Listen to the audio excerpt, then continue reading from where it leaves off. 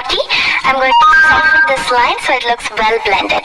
I'm going to dip it in some concealer and slowly touch and feel where my socket is and start marking the area where I want to cut the crease by slowly dragging the brush downwards. Now I'm going to join these points and that becomes your cut crease. How easy is that? And with the same brush, I'm going to fill in the rest of my lid. I'm doing a half cut crease. So I'm using my pinky finger to diffuse out the concealer at the edge so blending becomes easier. To add to the depth in the new crease so it gives that illusion of that is your crease, I'm going to take more of the brown shade with a small lip brush. You can also use a definer brush. I'm going to carve out a line just above the cut crease. I'm going to blend that out so it doesn't look that harsh. I'm taking this light shimmer color with this flat shader brush from Urban Decay.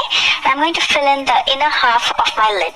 And then I'm going to use this rust color shimmer as a transition color between my ivory shimmer and the darker brown in the outer corner. Using the dark brown shade, I'm going to smoke this out with a pencil brush in the outer half of my lower lash line. And then I'm going to use the ivory shimmer in the inner corner and I'm going to blend it with the brown. The next few steps are optional. I like to use a black eye pencil in my waterline and I'm using the Jordana Easy Liner in black. And then I'm going to line my top lash line using the NYX eyeliner in black. I'm going to keep the line really thin so it maintains that distance between your crease and your lash line and gives that illusion of bigger, brighter eyes. For lashes, try to go for something that's wispy and lightweight so people can see through it and they can still see your eye makeup. That makes your, or gives the illusion of bigger, brighter eyes as opposed to going with something really dense that'll hide your eye makeup and that'll make your eye look more droopy than what it already is because of the hood.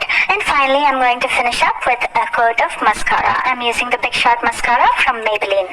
And that's it, you guys. How easy was that? I'm going to be using the Folklore Vicare Your Favors palette. First, I'm taking Salmon and this is going to be my transition color. But the next, I'm using Copper Rose to deepen this transition color. But I'm going to keep it closer to my crease. And then I'm going to use some black eyeshadow to start carving out a new crease line. And I'm going to blend this out with the other two shades that I just used. And now using some concealer, I'm going to carve out the area where I want to cut the crease. And for that, I'm using an e.l.f. concealer brush. I prefer to clean my lids first to get that very clean cut crease. And for that, I'm using some micellar cleansing water. And now I'm going to paint the entire lid space with some concealer. I'm going to use the marking that I made at the new crease with some concealer as my reference. And I'm going to paint everything underneath it. I'm going to set it with some metallic pigment.